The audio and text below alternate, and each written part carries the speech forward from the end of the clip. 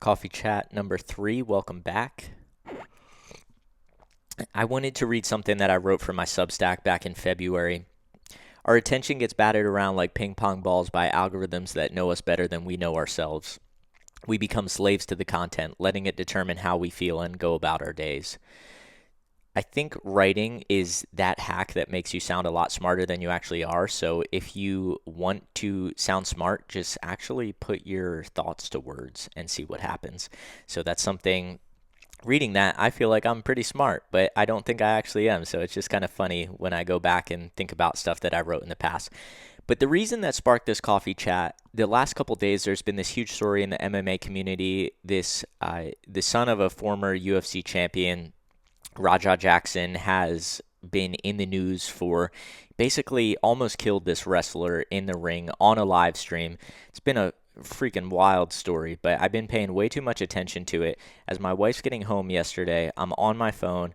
I am not present at all. I'm trying to figure out what's going on, going to the next article and the next article and trying to watch the live stream, actual video, seeing it happen. And I just started to think how ridiculous it was. My wife is here. I should be present. I should put my phone down. But here I am addicted to this next thing that the algorithm fed me. I have no connection to these people. I wasn't there, didn't see what happened. I have no control over the outcome. So I started to go back to what I actually wrote. And I think of this in a way called the creator trap, I'll call it. So there's kind of two ways that you can take things if you want to be creative and actually put your ideas out somewhere. Number one is you can get locked into the algorithm and you're basically a slave to the algorithm. You have to do what's popular. You always have to be using AI. You always have to be using tools to make yourself stand out and basically just feed into what other people want you to post and want you to talk about.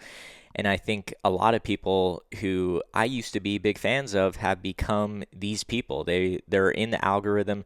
They're always posting about the next story.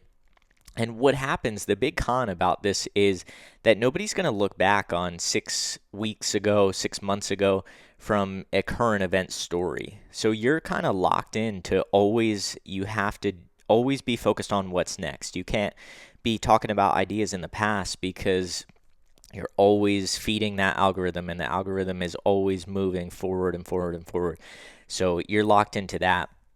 The other trap that I fell into is fuck it, I'm not going to put out anything. I'm just going to stop creating altogether because I'm not willing to be that current events guy. I'm not willing to be the person who is just going to feed into that algorithm all the time. I feel like it's dirty, it's disgusting. It just doesn't feel right to me to get a few extra clicks on my podcast. I don't want to have to put out a title that makes it sound a lot more interesting than it actually is. I'm more interested in speaking with real people about real things, having real conversations. I think that's something that we've lost recently.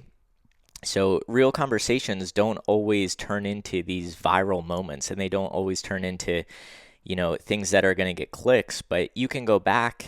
I started to go back at my old podcast and there's things that I recorded 2, 3, 4 years ago and I'm learning from them. I listen back to usually it's what the guests are saying. I cringe at what I used to say, but I'll go back and listen to what the guest said and I'm like, yeah, this is really beneficial. I can actually go back and learn something from this.